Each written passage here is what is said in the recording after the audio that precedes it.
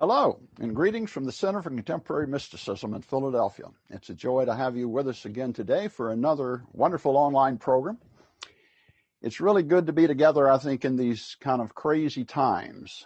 I was just thinking how much the world has changed since we were together at our meeting 4 weeks ago. It almost reminds me of a quote from the spiritual classic, A Course in Miracles, that says, "This is an insane world, and do not underestimate the extent of its insanity." So I can really relate to that, as I imagine you can. In fact, I've kind of thought that maybe I'd like to start off with just all of us taking a moment and take a nice, big, deep breath. So if you want to join me, let's do that.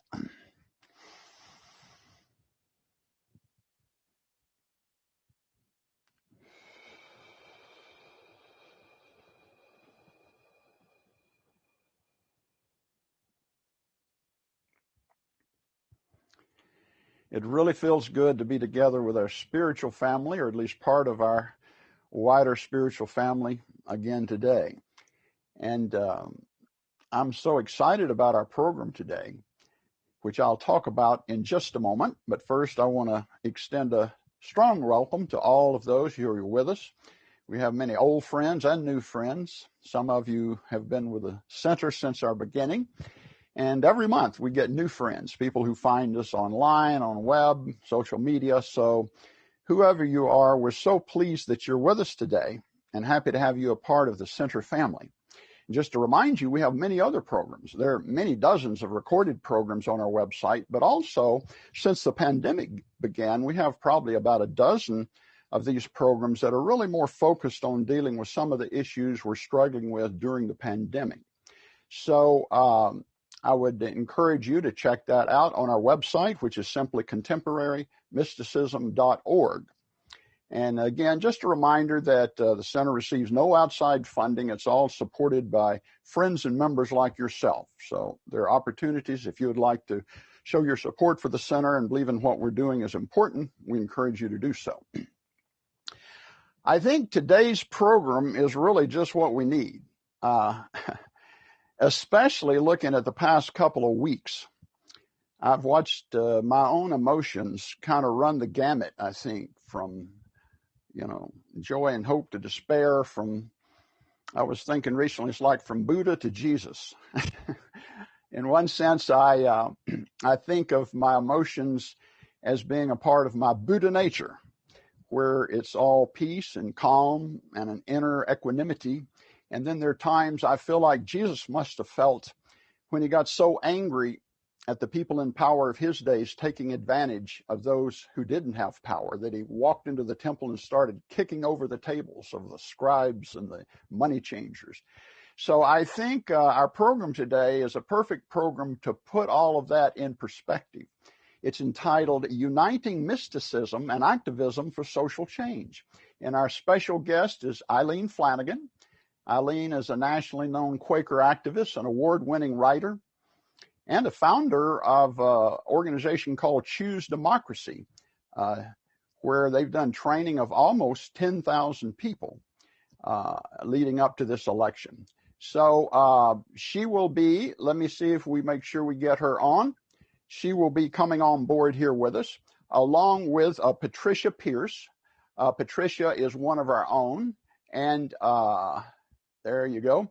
And Patricia, in fact, is a former pastor, author, teacher, and spiritual guide herself, and has her own really wonderful podcast. So you can learn more about both our guest speaker for today, Eileen Flanagan, at her website, eileenflanagan.com, and Patricia at her website, Patricia Pierce, spelled PEARCE.com. And I encourage you to do that. Now, just a reminder, our program, after they visit for a while and share together in a conversation, we will open it up for those of you who are joining us today on this Sunday when we're recording it. You'll have an opportunity to ask questions, give comments, either in person on the screen or written. So we'll encourage you to start making a list of your questions as the discussion continues. Jot them down, or you can open up your Q&A button and type in a question there, and we'll try to get to it. So at this point, it's a wonderful honor to have you, Eileen, as our guest today, and our very own beloved Patricia Pierce. And so I'm going to turn it over to them to begin a dialogue, and then we'll come back together later for some questions. Okay, guys, take it away. Thank you so much. I'm really happy to be here, and especially looking forward to having this conversation with Patricia. Before we start that conversation, I suggested we do something a little different this time.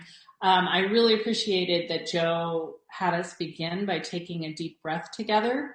I've been very aware that we're living in such anxious times and that many people are finding it difficult to stay grounded. Joe mentioned I've been working with this group, Choose Democracy, which I have to say I didn't have the idea for it. I came in a few weeks in. But I'm hearing how anxious people are about so many things. So I would love to do a little light icebreaker with the 21 folks who are here so far. I've opened up the chat, and if you could just share a tool that you use to stay grounded or to get grounded when you're feeling anxious, I would love to hear some of the group wisdom about what helps us navigate these times. So feel free to write in the chat. And when you do so, because we're in webinar mode, you're going to have a choice between sending the message to panelists or just sending it to panelists and attendees. Please choose panelists and attendees so that everyone can see your message. Walk in the woods, Patricia, that is one of my number one things, absolutely. And it's also the thing I forget to do when I'm feeling anxious, because who has time to walk in the woods when the world is falling apart? Exactly. Yoga, walking, looking out my window, baking, researching new recipes, prayer, Bible, meditation. Someone watches The West Wing and pretends that that's my real government. That's a strategy. Check in with small group, utilize several tools, breathing. Oh, there's so many, I can't keep up with them. Counseling buddy. Yeah. Count backwards slowly. That's great. In fact, doing anything slowly can be really helpful. Send imaginary roots to Mother Earth and Father Sky. Stop, stand, align, breathe. Avoiding watching news more than 1 hour per day. Yeah, I want to just say that for this job, I've been watching the news more than I normally do. It's not good. Bird watching. Oh, these are beautiful. Well, I'll just leave the chat open for maybe 1 more minute, just in case someone is still typing. But thank you for sharing that. It just gives us a sense of the wisdom in this group already as we get ready to begin our conversation. So I'll turn this off in just a second, but I'll turn it over to you, Patricia, who's been thinking about what we should discuss today. Yeah, great. Thank you, Eileen. Great exercise to get us really thinking about how it is that we ground ourselves in these really crazy, tumultuous times. And I have the privilege of knowing something about your background, but I imagine a lot of the viewers don't. So I'd like to start off with just inviting you to share a little bit with us about how you became involved in activism, how you became an activist. Yeah, thank you. I think a lot of seeds were planted in my childhood, sort of growing up seeing inequality, but the real motivation came from being in the Peace Corps in Botswana. Botswana is right next to South Africa, and I was there in the mid-1980s at the height of the violence. During the kind of ending decade of apartheid, the racist regime in South Africa, there were a lot of South African refugees in Botswana, including the deputy head of my school, who was a mentor, a very big-hearted, loving, generous, smart man who had spent 10 years on Robben Island, where Nelson Mandela was held, because he protested for children to have equal access to education. So I think that experience of seeing the wealth inequality between our country and Botswana, knowing what was happening in South Africa, motivated me to come home and see my own country through new eyes. Mm-hmm. And that really sparked my getting involved in activism in graduate school. Yeah, that is something that we share. I was also in the Peace Corps in Ecuador, and it is quite something. It really does give one a global perspective and really makes evident the inequalities that exist. So for you, how would you say, so you're a Quaker, Mm-hmm. and how would you say that your activism is an expression of your spirituality? Well, I wasn't raised Quaker. I was raised Roman Catholic and came around to it as an adult. And I think both my spirituality and my activism sort of deepened around the same time. So they are very intertwined. One of the things that really appealed to me about Quakerism was this belief that there's that of God in every person. And that really, to me, is the foundation of Quakers' history of social witness. So if you really believe that there's that of God in every person, how could you enslave people? Or how could you, whatever, make them sit at the back of the bus or be okay with the police shooting them, all the ways that racism has manifested. It also meant that there were women leaders from the 17th century, which was very appealing to me. It means that war doesn't really make sense if you see that of God in every person. And so a lot of the social justice issues that I care about, I think, come from that grounding of respecting the divinity of all people.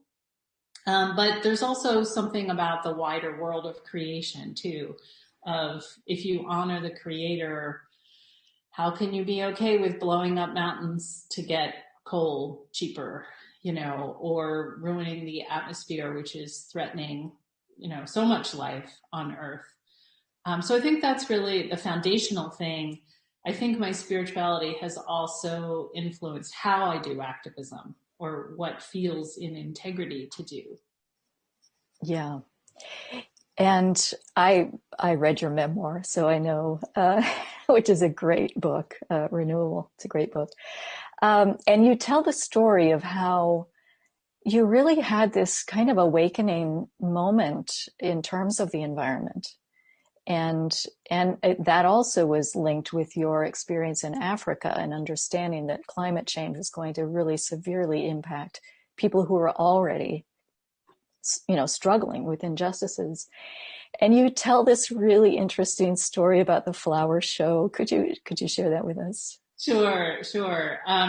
Just real quickly on the kind of paying attention part, I had, I had heard about climate change since I think 1989 or 90, Mm-hmm. believed the science, but that's not the same as having this visceral, I need to do something. Quakers use the phrase under the weight of a concern, which sort of imply, there's lots of things wrong with the world, but some of them don't motivate me to act, right?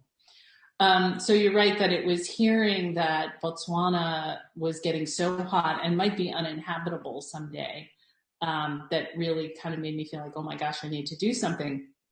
But I had been having this feeling for a while.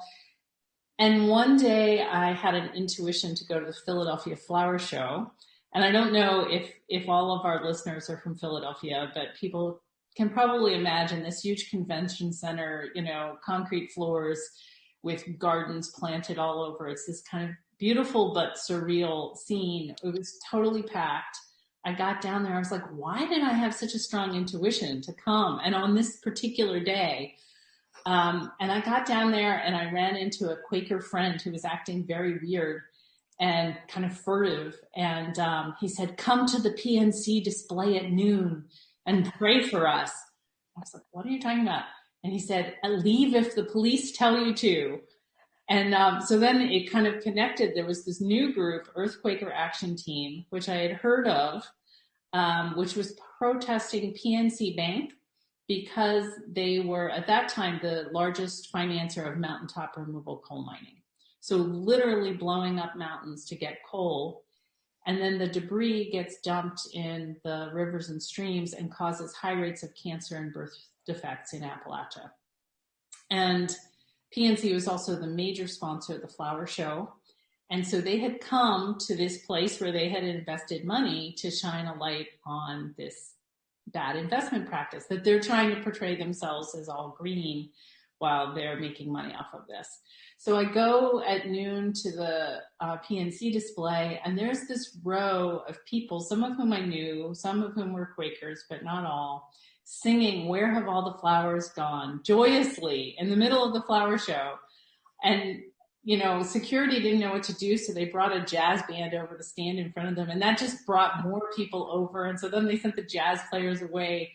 But it was this moment for me of witnessing a different kind of activism than I had experienced, that was bold, courageous, because these folks were willing to be arrested if necessary, but also creative and strategic. I had gone to so many vigils on Germantown Avenue protesting various wars in front of borders, which had nothing to do with those wars. It was just kind of like honk if you're against the war, which doesn't change anything. Right. But here they were going right and pressuring decision makers who were powerful and had a lot of money, but doing it in this joy-filled way. So that totally changed my life. I was like sold. And ended up joining Quaker Action Team and becoming a leader there. And eventually being involved in the campaign that caused PNC to withdraw their funding. That's right. Let's not overlook that little detail. That's right. I was the board clerk when that happened. It was pretty fun.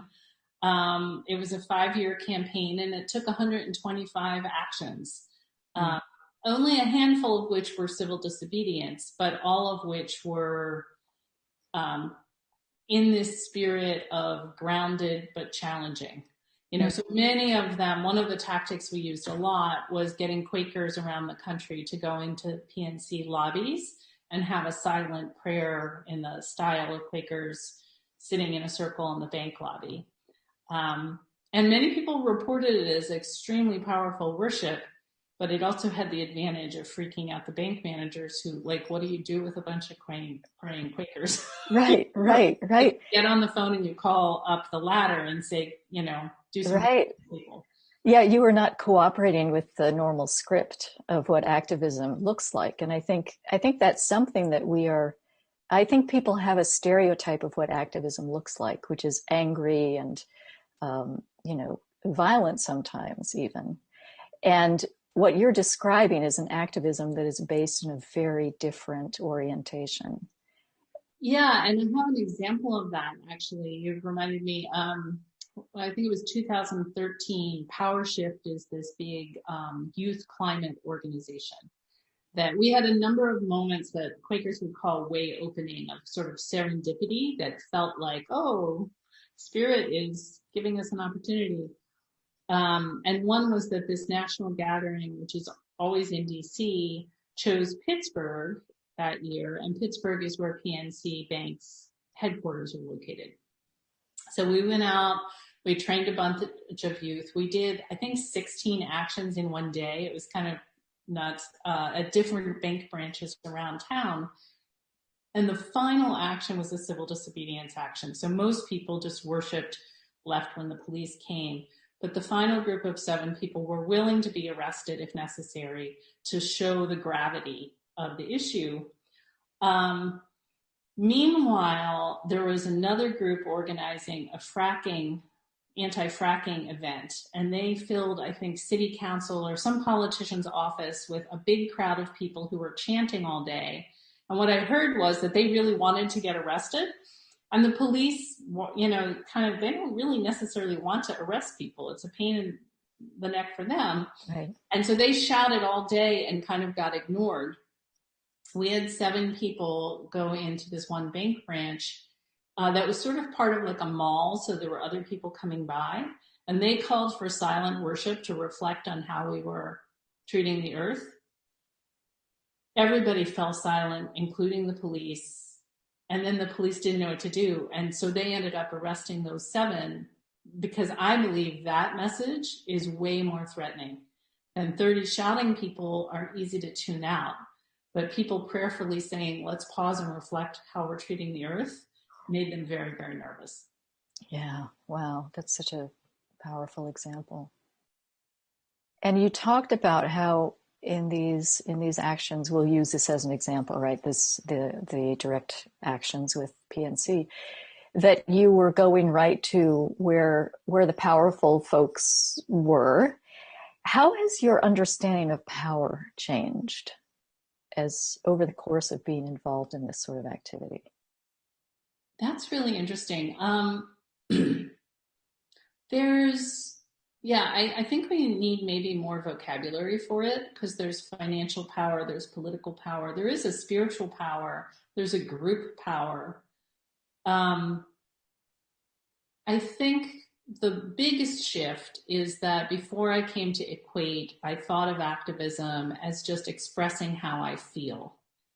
That I feel the war is wrong, so I want to show that I feel it is wrong.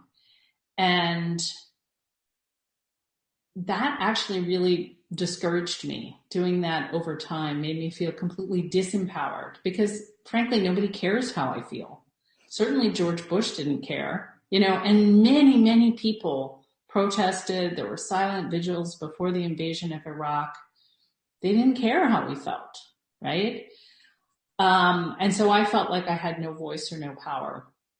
What I've realized is there are ways that we can make choices that illuminate the dilemma that actually puts pressure on decision makers, right? So are you going to arrest people in the flower show for singing Where Have All the Flowers Gone? Like we call that a dilemma action, because either they leave you there and then it's embarrassing for them, or they arrest you and it becomes a bigger media story, which is also embarrassing for them. So even though they have a lot more money and political influence than I do, there are ways we can act that actually force them to have a conversation in the boardroom about, is this worth it, right? So there's a power that comes from thinking strategically about recognizing that institutions that look all powerful have vulnerabilities. So even a bank, they care what their shareholders think. They care what their board members think. They care what their customers think ultimately. So they do have vulnerability, even though they look like they run the world, and in many ways they do. But then there's also the kind of spiritual power that I think comes from being in a group, of being grounded. So that same story of that civil disobedience action in Pittsburgh, there is this moment where by the time they got to the last action, the police knew for sure where we were going and had closed the doors. And so the little group of people who were going to risk arrest, and the one person who was carrying we had these posters of Appalachia and dirty water and things. They huddled up to say, what should we do? We're locked out. And one of our younger members, who was a Bryn Mawr student at the time and is now our organizer, said, well, the theme of the action was tell the truth. So we can't lie to get in the building. We have to tell the truth to get in the building. And all the old Quakers were like, oh yeah, that's a good point. Okay.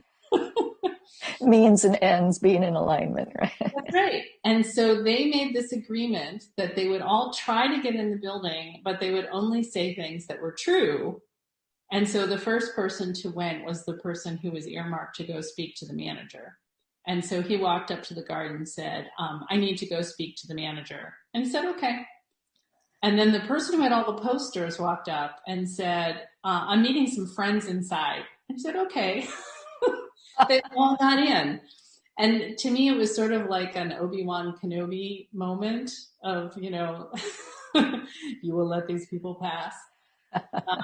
So there have been a number of times when I've had that sense of when you're in alignment, the power dynamics shift, I guess is the way I'd put it. Yeah. And you've mentioned the spiritual power that is part of this. Can you describe what that power feels like when you are doing these actions?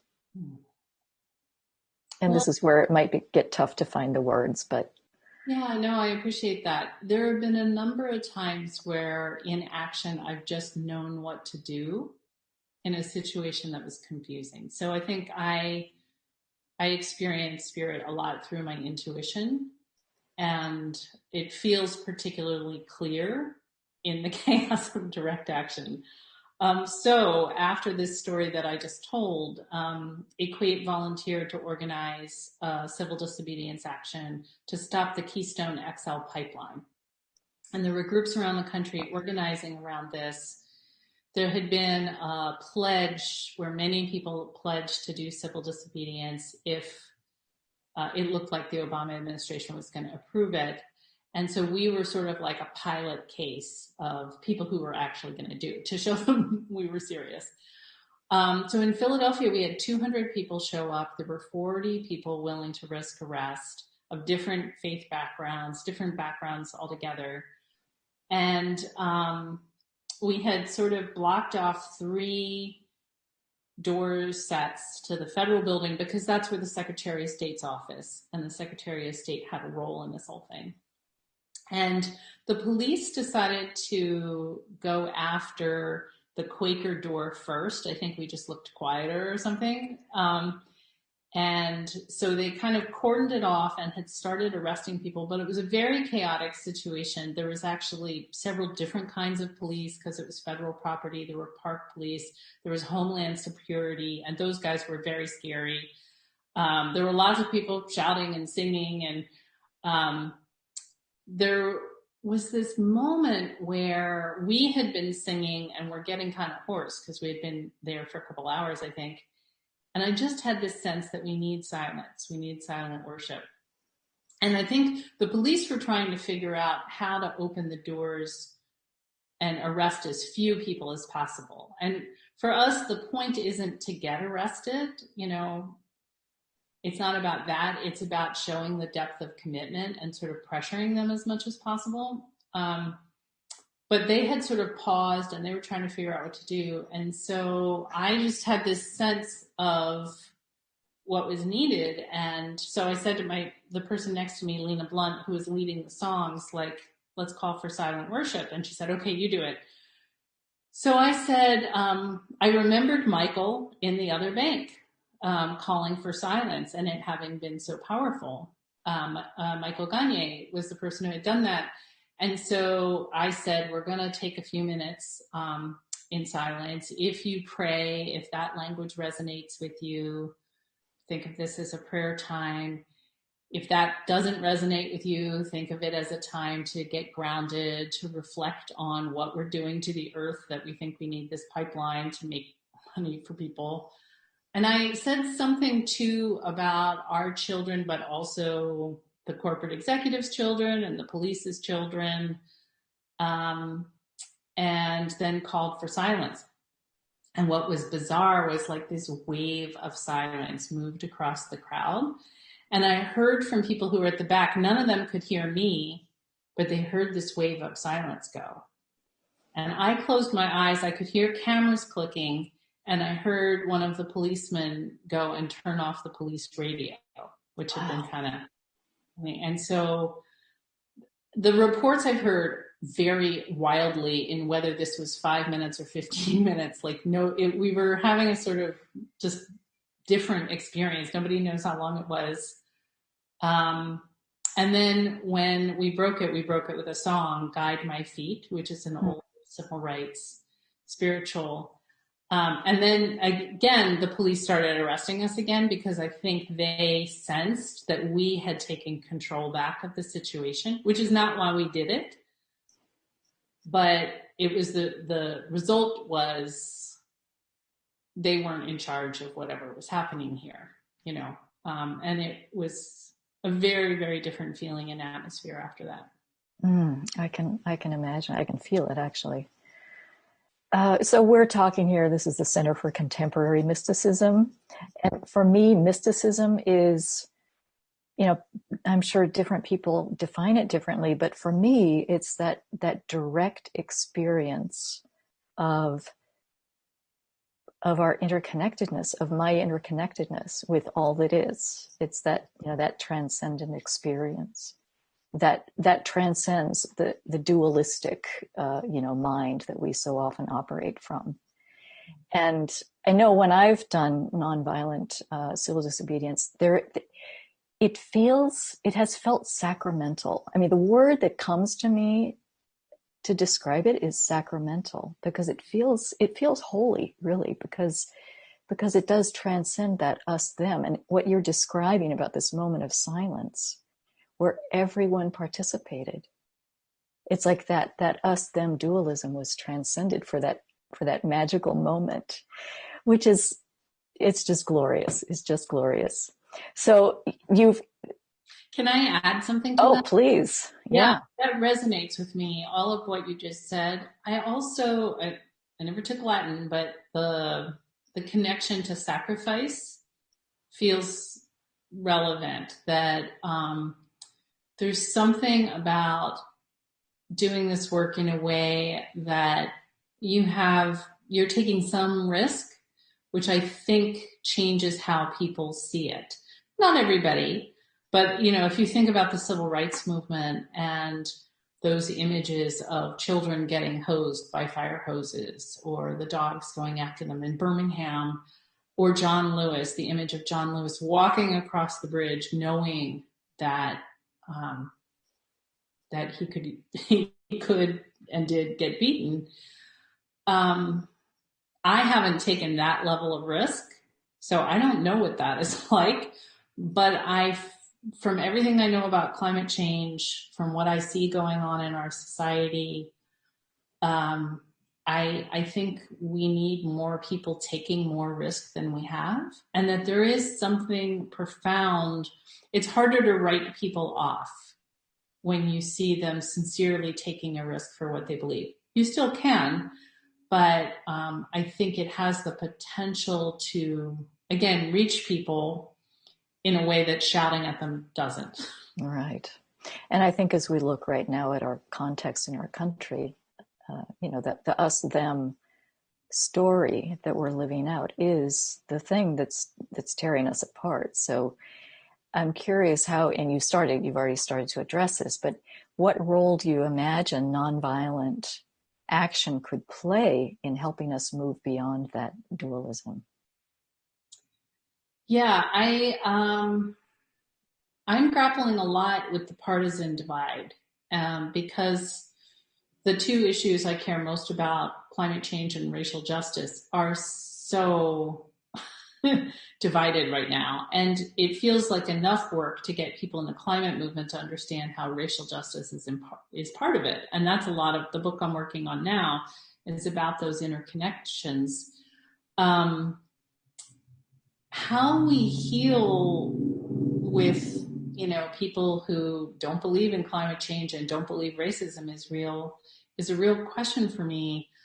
I do think that we can't. So in my Quaker community right away, I heard people talking about healing and we have to pray for Donald Trump. And I'm like, that's great. I'm fine with praying for Donald Trump, but let's not forget to also pray for the people who have been most hurt by his policies, because I think there might be an impulse. It's what makes me nervous about some of Biden's rhetoric, to go for compromise, which is different than healing.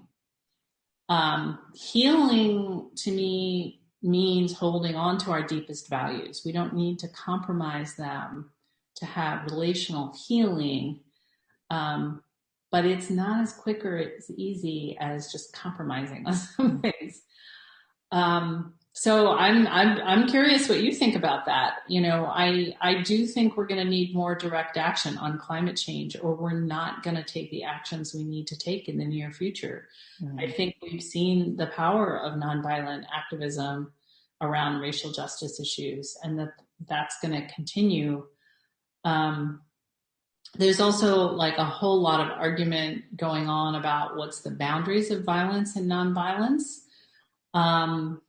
Which I don't necessarily want to get into here, but to say that I'm trying to center myself on the choices that I make, the groups I'm leading, and not give a lot of energy into critiquing what other people are doing. That doesn't feel like where I want to put my energy. Also because there's so many rumors about what people are doing that aren't true. Right. Right. There's that. Right. So. Well, when you talk about there needs to be more direct action around climate change, brings me back to this idea of power and how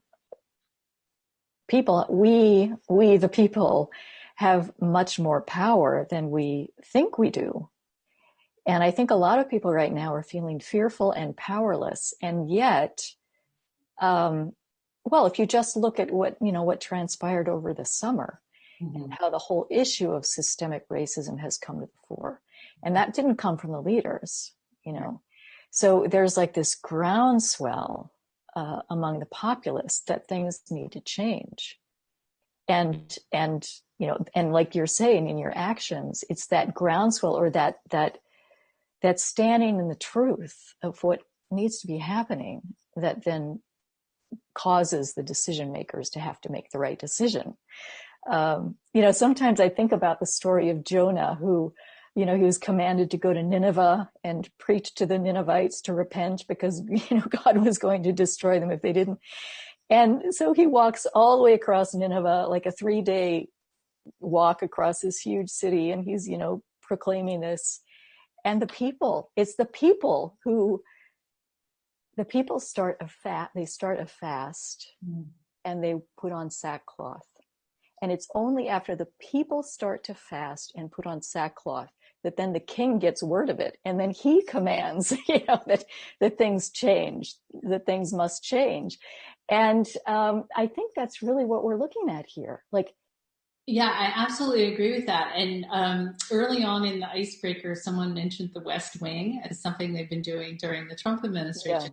So I loved the West Wing when it first came out. I've watched all the episodes a couple of times. And early in the Trump administration, I watched it again. What was interesting was watching it after learning the skills of direct action. I saw how these stories were omitted. Even though it's a benevolent president, and very different from House of Cards or, some of the other TV shows about the presidency, the basic message that it's people who work in the West Wing who decide what happens in the world is the same. It's the same message that these smart people are the ones figuring things out. And whenever activists show up in these shows, they're usually crackpots or dismissed or, they might get somebody's attention a little bit, but there's no sense that the Voting Rights Act, the Civil Rights Act were passed because of what people did. People who took tremendous risk to register voters, to sit at lunch counters, to integrate schools. Yeah. And the 63 March on Washington, which always was this model for me of you bring enough people to Washington and that makes things change. What I learned was, no, that was just the cherry on top of the sundae. What was significant was that those 100 or 200,000 people, those were the people doing the work in Mississippi and Alabama and Louisiana. That's why it was so profound. They're coming together. And I think the activism that I did for, I don't know, at least 15 years was just go to Washington. If you have enough people right before the invasion, that will stop the invasion. And it doesn't work that way. It's what people do in a sustained way that really makes an impact. And there are moments where the big coming together is enlivening. Mm-hmm. It can show the numbers, but that's not what actually builds the pressure. Yeah, yeah. And these leaders, so often they're in systems that are very sometimes very rigid, and sometimes I've known of. I mean, I guess I was talking to John Perkins, who wrote a book, Confessions of an Economic Hitman, but he was saying a lot of the CEOs, they want to do the right thing, but they're in this system where they're not permitted to. And they want people to force them, to put pressure on them so that they can make the right decision. So I think, I think it's really the other way. The power dynamic is really different, I think, than we are programmed to think it is. No, that's So, true. We've had Equate has had encounters with the CEO of PNC Bank, who we knocked on his door and didn't expect him to come to the door. He ran out the back door to talk to our people and said, I have 3 kids. I'm worried about climate change too. And started telling them all the constraints he felt. yeah. But in the end, he was able to change the policy. Mm-hmm. And likewise, we now have a campaign against our local utility, PECO, which is owned by Exelon. And we interrupted an Exelon shareholder meeting and, saw the CEO, trying to figure out what to do with us. But like, we're trying to be a green company. I'm like, yeah, but you're not. You're still beholden primarily to your shareholders. Right. So to go back to Jesus and the temple, or that example, it's the primary allegiance to money that's getting in the way of them making the right decisions for those of them who would like to. Right. Which I don't think is all of them, but for those that are. Yeah. Right. So in some of the examples that you've given of some of these actions, there's been the spiritual power of the silent meeting. And then there's also this joyful and playful and creative component. Can you say more about that? How that energy shifts what's happening?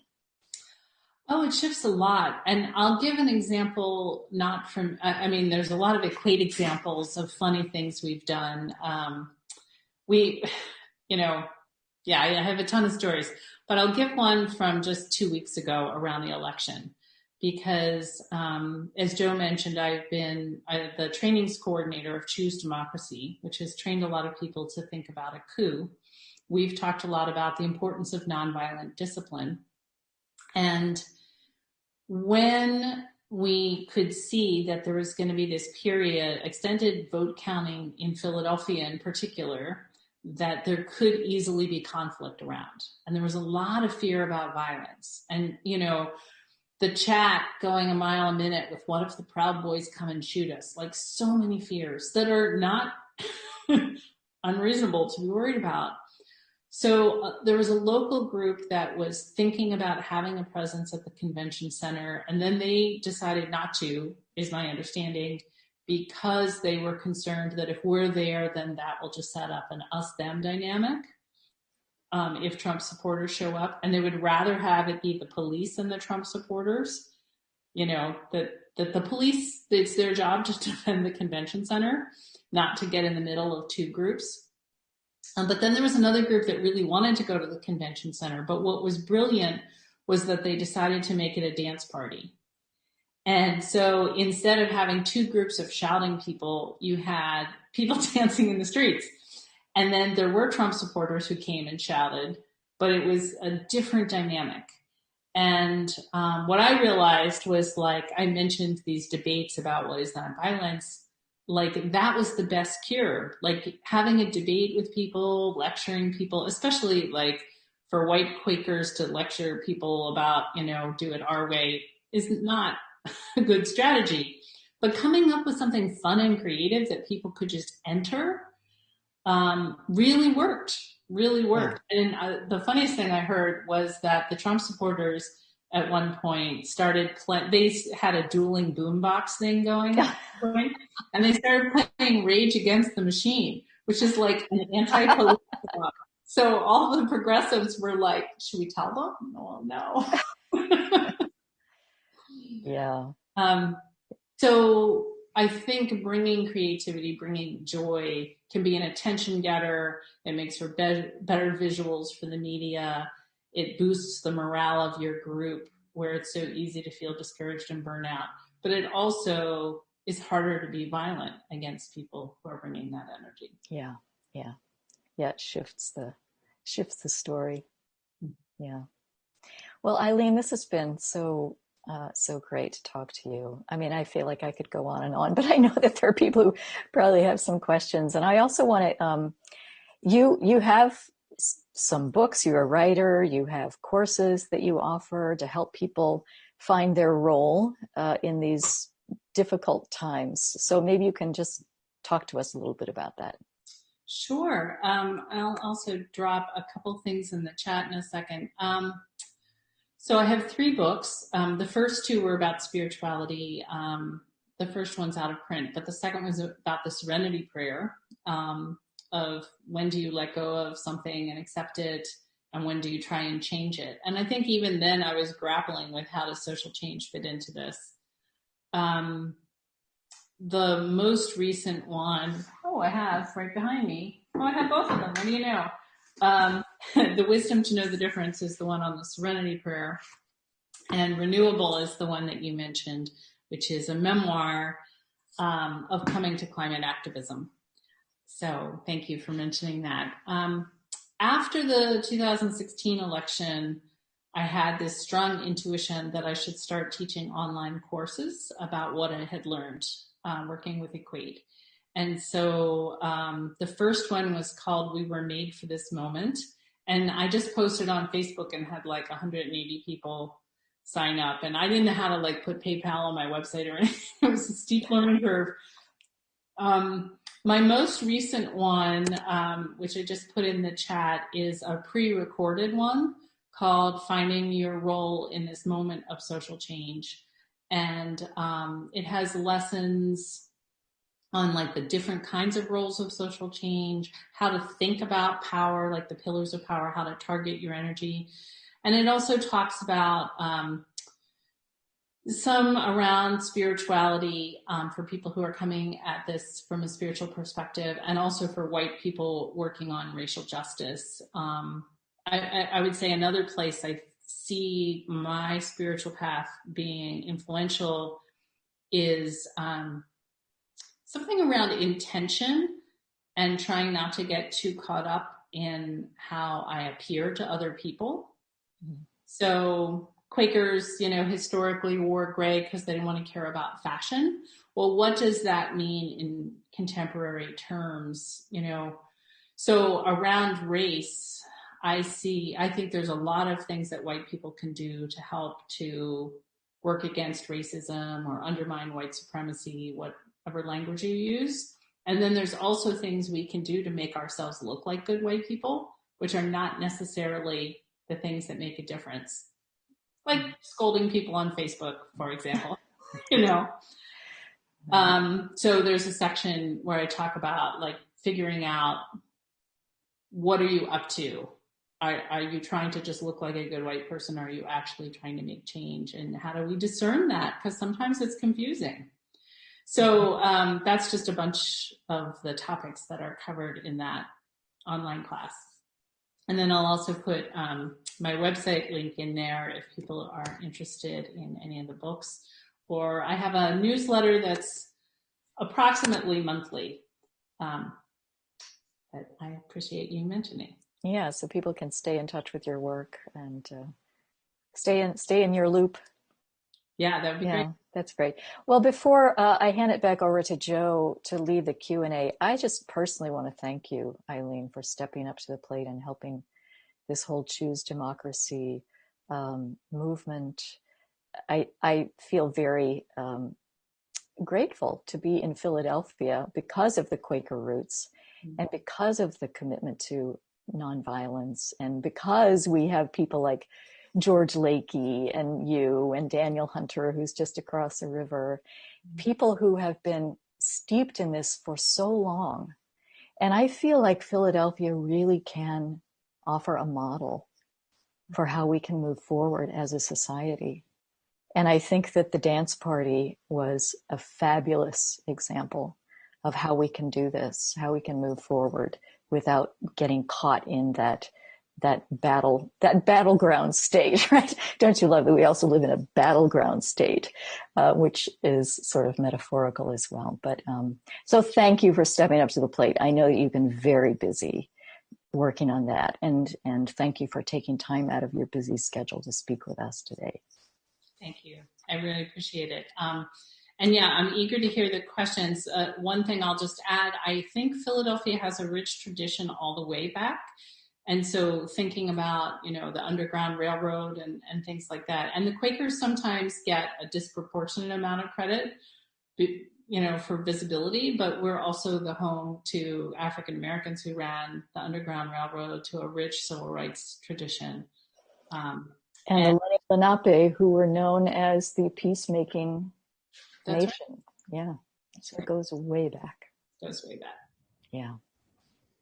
Well, I'm going to invite Joe to come back on and lead us in our Q&A. And here he comes. And I'm going that's to turn off my video. Point, folks. I tell you, Eileen, that and Patricia, just your conversation is so much what we need, both, I think, to encourage us, give us hope, but also for some models. I know a lot of people are looking for models. How do I fit in as a spiritual person? So we're going to ask people to start raising your hands. If you raise your hand, we would like to bring you on and let you have a little dialogue with Eileen. We do like to keep our questions and comments to 3 minutes, so other people who have questions can get them in too. And so if you go over 3 minutes, we have a little system to where you'll hear a bell. That means that the 3 minutes is approaching, but just to give other people a chance to dialogue with Eileen. You can also use the Q&A to type in a question, which we'll, if we have time, try to get to Eileen. So and let me just jump in, Joe, and let go people ahead. know the way they can raise their hands is they go to the participants. Yeah, you just click the raise your hand button. If you're an attendee on all your screens, thank you for reminding me, Patricia. Yeah, I didn't say that, but at the bottom of your screen, you'll see a raise your hand, and then we'll be able to call on you. And so I think we're going to start now and see if we can we have one hand raised with Janet Mather, and we're going to see if she'll come on board. And there we go. So Janet, you're on, and let's hear what you have to say, or a question for Eileen.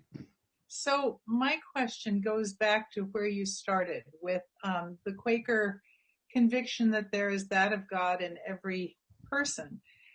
This has been much easier for me to contemplate before the present situation.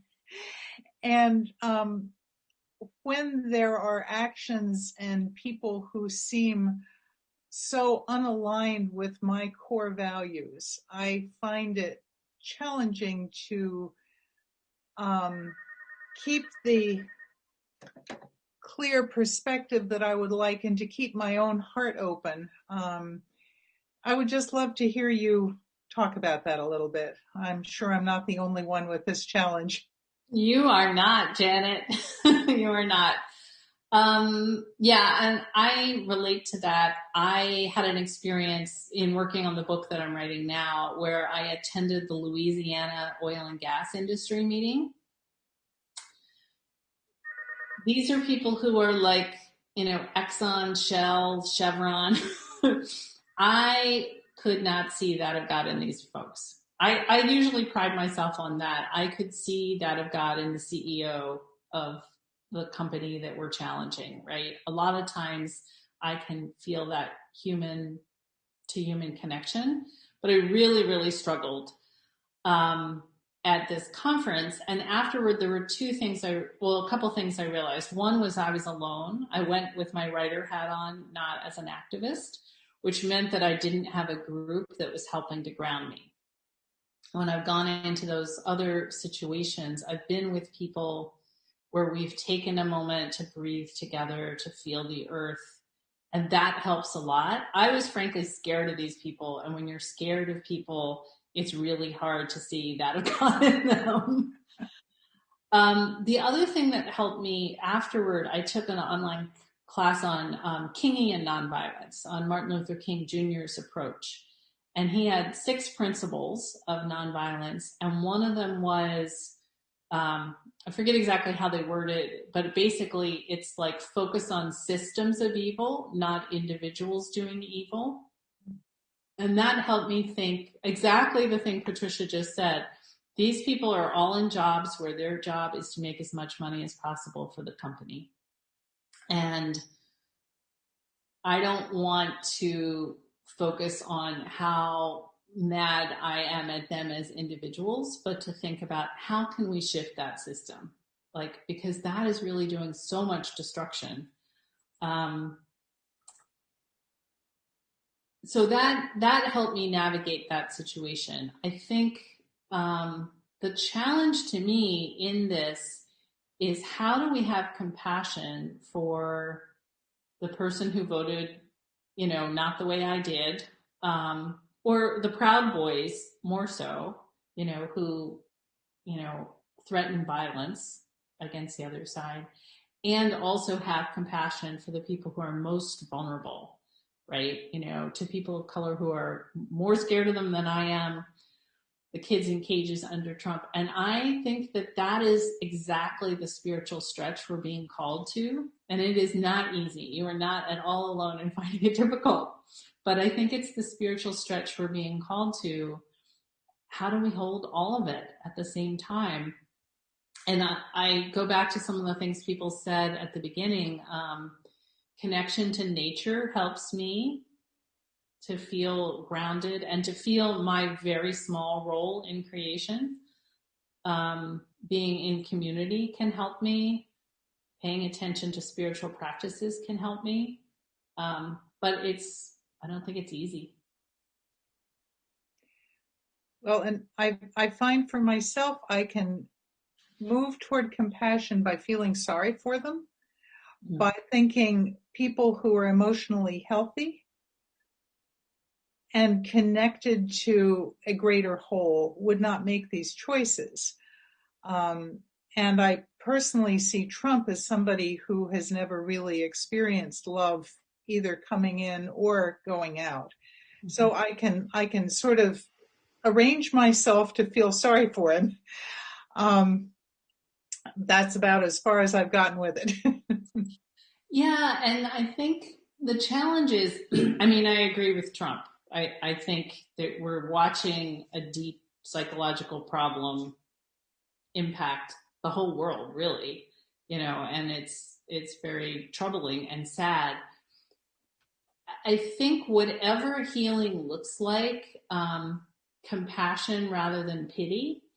Compassion comes from the root of, what is it, with heart, or kind of, the calm implies being with, mm-hmm. as opposed to pity, which can be like looking down on. Mm-hmm. I have heard from Republicans who I know that part of what they find most irritating about people on my side of the political spectrum is this sense of condescension.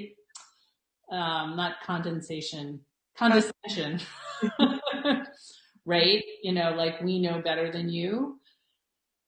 And that's really hard when you think that you do, I think I'm right about climate change, and I think you're in denial. So how do we have a respectful conversation? It's really hard. I think it's helpful to realize that people are just getting a completely different set of information than what I'm getting.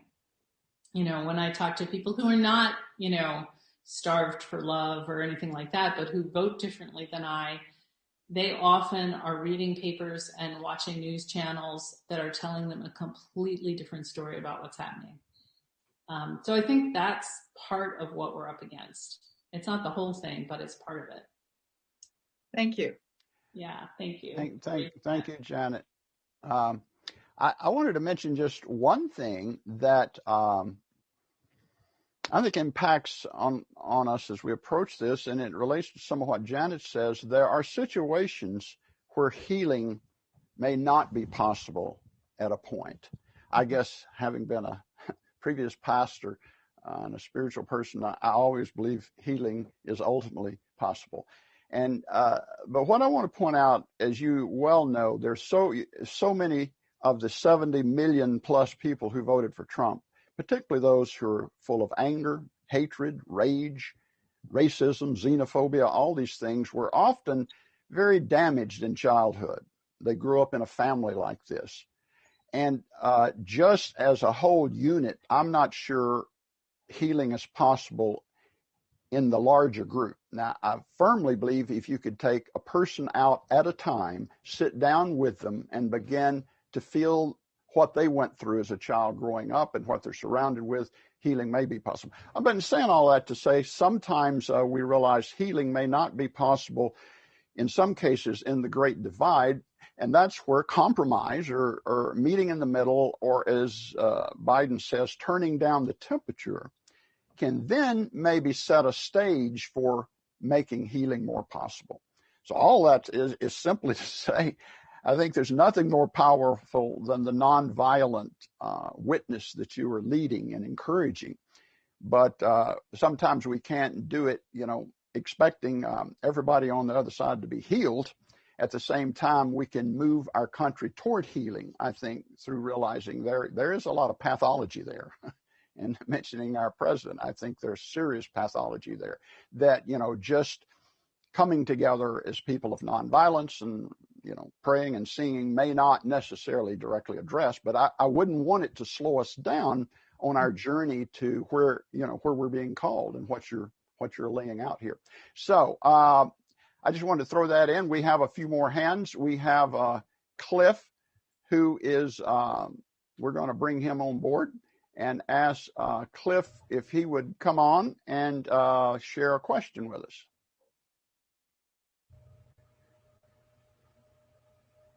Okay. Whoops. Are you there? There I am. Great. Well, Eileen, thank you very much for your insights and for all that you're doing. I think mystical and spiritual groups are pretty good at discerning what a transformed world, person, system, community might look like. They're often less capable or have less capacity to become activists in working toward that transformed community. How can you, what kind of guidance can you give to help a spiritual community become more activist, or maybe encourage their members to be more activist? Yeah, thank you. And I think this relates to, I noticed in the Q&A, someone asked about prayer in church. How does that help? So maybe I'll combine those two to say that one of the things I talk about in my latest course is a concept called the 4 roles of social change. And basically the idea is that not everybody's going to go do civil disobedience. Not everybody's going to organize the big march in the street. That there are different roles that people play. And I think one of the roles of community, a spiritual community in particular, is to help people with discernment about what they're called to do and to provide support. So, I mean, it's part of why the churches were such a phenomenal base for the civil rights movement, right? That singing in church played such an important role in giving people courage, the prayer and the singing.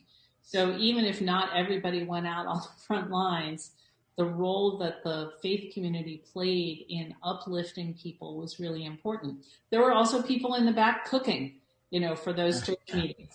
During the Montgomery bus boycott, there were people who drove, that it was especially a role for white people, was to drive people to work who were boycotting the buses for over a year. So it is important to me to acknowledge that there are many, many different roles.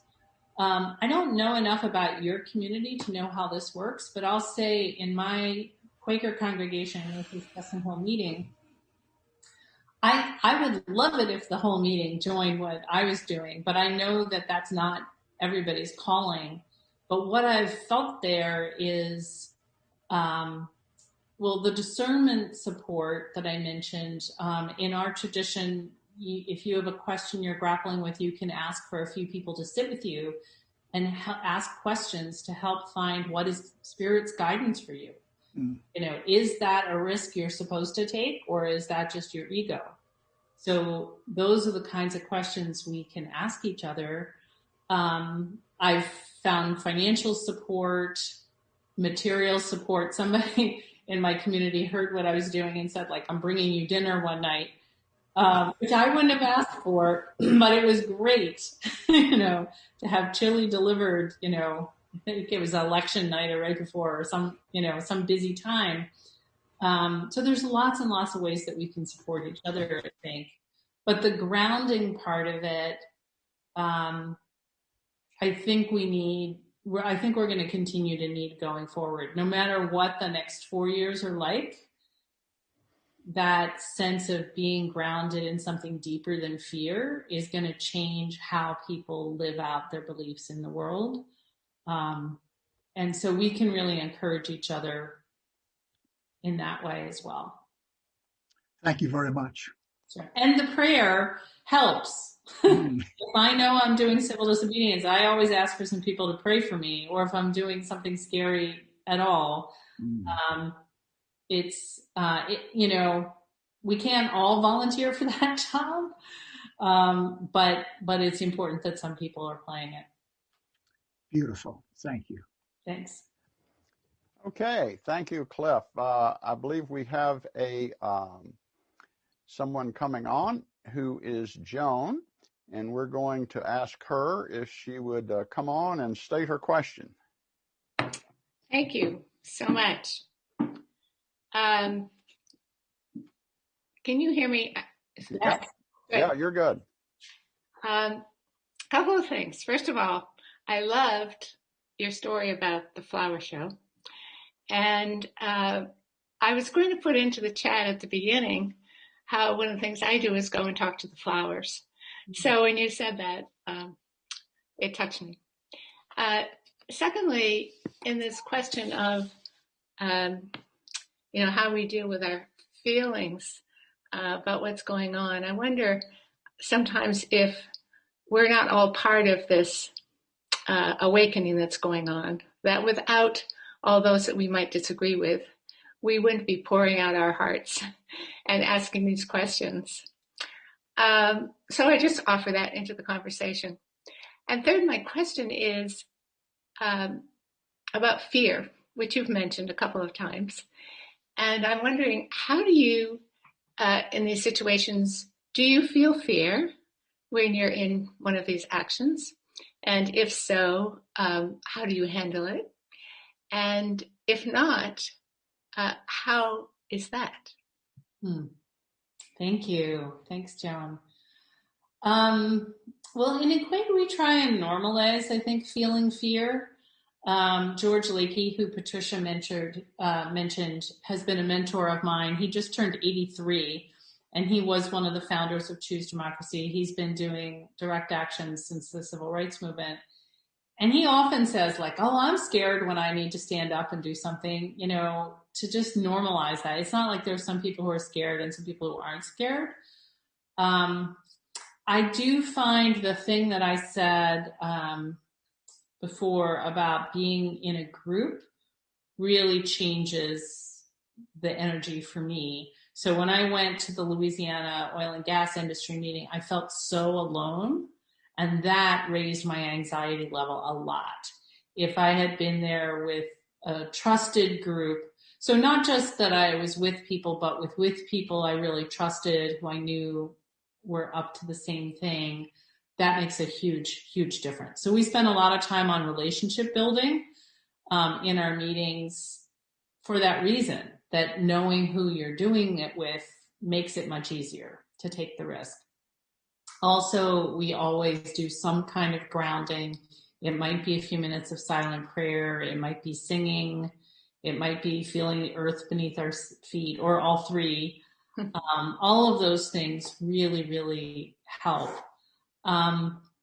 The other thing about that Louisiana oil and gas industry meeting was that I didn't do enough of the spiritual preparation. I got really worried about whether I'd look like I fit in. And so I went and bought makeup for this stupid thing. Oh my goodness. And I brought my only pair of high heels, which I can hardly walk in, and, wore a dress that looked like a business dress, but I still had a backpack instead of a briefcase. My girlfriend who used to work for a corporation pointed out, they're going to know you're not one of them because I don't color my hair. So I was really focused on these superficial things like, will I stand out? Will I fit in? Which none of that is important when you're grounded. And in hindsight, the time I spent picking out makeup, I should have spent walking in the woods. I should have worn my flat shoes because I just feel more centered that way. So I think, yeah, the grounding and the community are the big differences for me. But in like that KXL experience, in that moment when I felt like calling for silence, I didn't feel fear because I felt like I knew what we were doing. I think for me, the nerves are a little bit more ahead of time. How's this going to go? And being afraid for other people when I'm an organizer, like wanting to make sure that the group is okay, you know. I think when I'm nervous about things, I obsess about the details. Like, did we do this? Did we do that? You know. But when I'm in the midst of action, I actually generally feel very calm. Thank you. Thank you, Joan. Well, it looks like we have David has a question, and we'll ask David if he would start up his. There you are, David. Okay, David.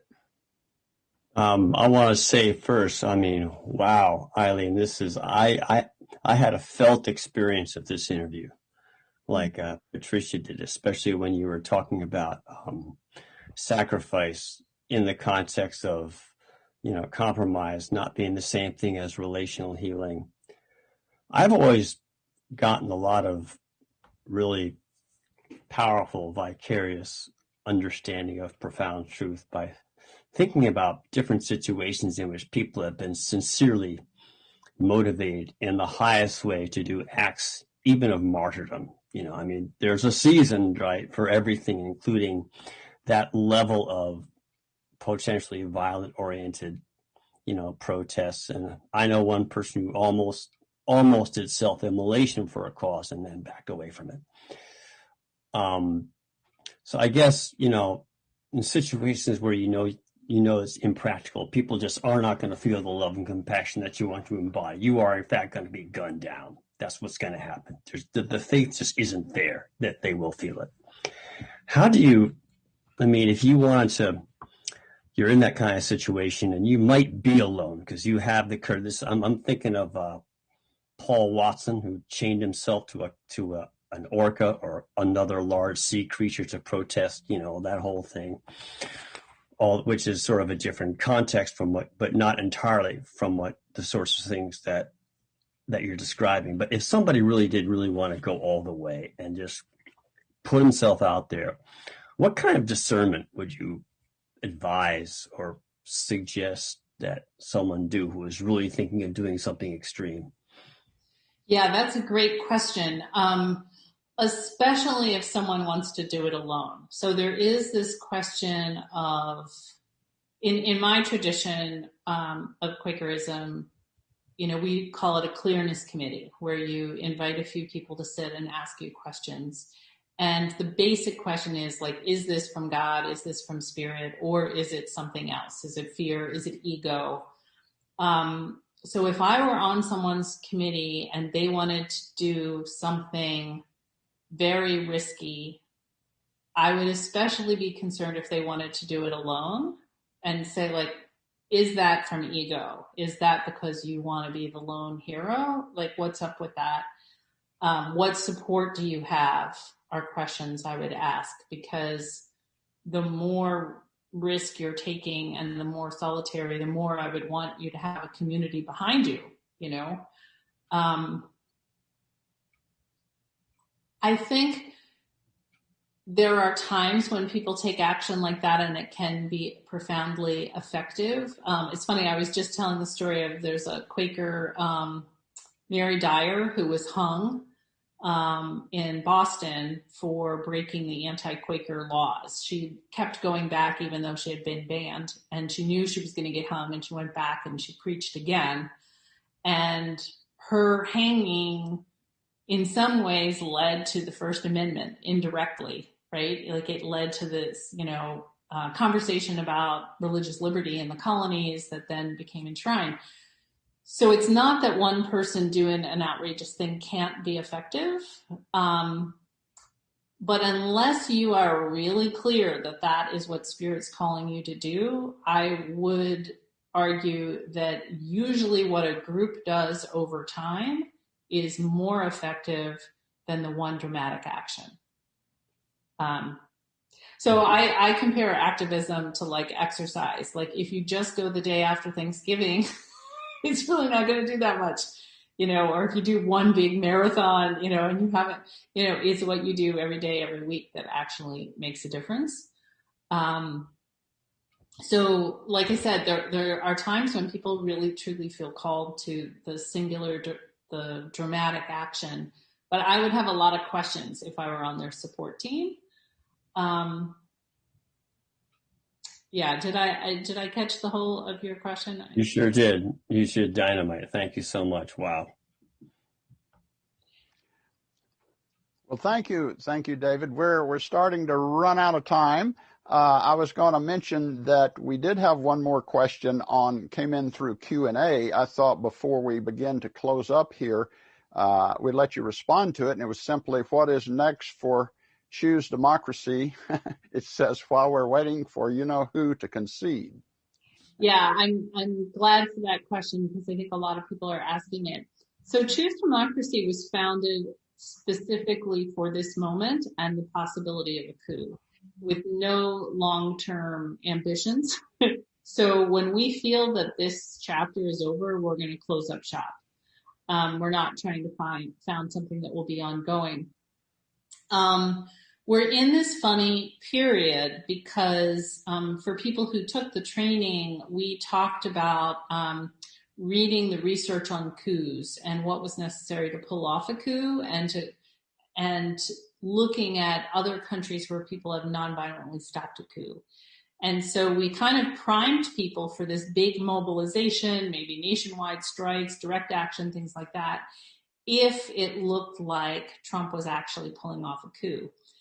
What he's doing is sort of falls short of that, but it's still really frustrating, which is, we kind of knew he wouldn't concede. And so we said early on, that's not the measure.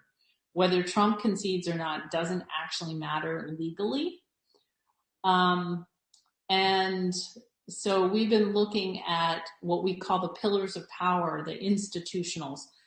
So he made changes in the Defense Department, but there's no indication that the military would support a coup by Trump, right?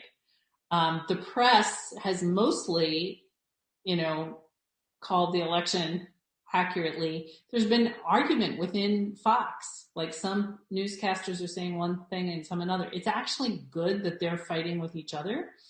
So in terms of like discipline and strategy, this is a moment where we've decided that the most strategic thing is to let them duke it out, which is totally counterculture for most activists.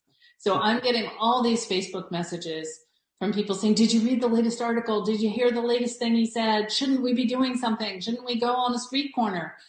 But actually, it's our analysis that letting the Republicans argue with each other is better for our democracy than letting it become another partisan divide. So if our analysis changes, and Patricia mentioned Daniel Hunter, who's a really brilliant strategist and friend of mine, who's one of the founders, they're watching the news very carefully. And if we think that has changed, we will, get that word out there. But we're kind of asking people to wait, and waiting is so hard. Like, we're all getting these messages from anxious people not wanting to wait, which is part of why I wanted to start with the icebreaker around how do you manage your anxiety, because we can't see clearly what needs to be done if we're, that anxious feeling of I have to do something isn't always the most helpful. And I think this is one of those moments. That one other thought that's coming to me, Joe, going back to what you said, and then I'll let you wrap us up here. I think that there are a lot of different reasons why 70 million plus people voted for Trump. And some of it is hate, the things that have been mentioned. But there's also the fact that we live in a declining system that's in chaos. Mm-hmm. Mm-hmm. The loss of jobs to globalization, the real economic hardship, and, the fact that the story people were told about their lives is not matching up with the reality of their lives. Mm-hmm. There are some deep systemic things that are not individual pathologies. And I think maybe it's not healing, but strategically, to break this kind of divide, we have to be able to speak to the concerns of those people. Mm-hmm. And I'm not sure that we have. And if we speak, again, with condescension, we'll be less likely to be effective. But acknowledge we're in a system that's really in deep trouble, and people are experiencing that, and that is part of it. Yeah. Well, this has been so wonderful. Back to your final point about your organization, Choose Democracy. It reminds me of one of the greatest political axioms is when your opponent is in self-destructive mode, don't do anything to disturb him. I don't think anything could really fit the scene better than that today.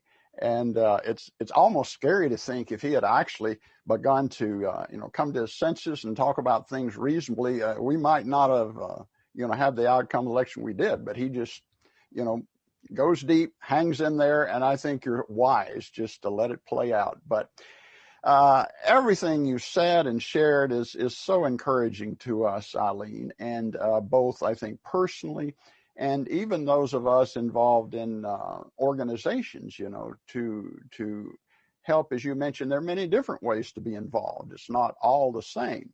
And you've given us a lot of things to think about and to reflect on. So we're so grateful in your busy work that you've taken time to be with us. And you're now a member of the Center family, so we hope that we will be in touch and maybe down the road have you back again as things progress. So thank you, and God's richest blessings on all your work ahead. Thank you so much. Great to meet you. Okay. All right. We'll go ahead and start. We'll start wrapping up here.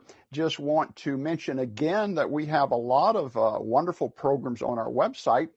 And we have our next program coming up on December 13th is called Cultivating Compassion in a Chaotic World. So I think there is a great need for that. Our guest will be Adrienne Nicastro. She's an intuitive healer, a psycho-spiritual therapist, and an award-winning author of a book called The Soul Discovery Journal Book. She's been at the center a couple of times before and is a great guest and speaker, and she's going to lead us in a discussion of cultivating compassion. We talked about that today at times when compassion's a little hard to come by in some situations. So we want you to mark that for December 13th.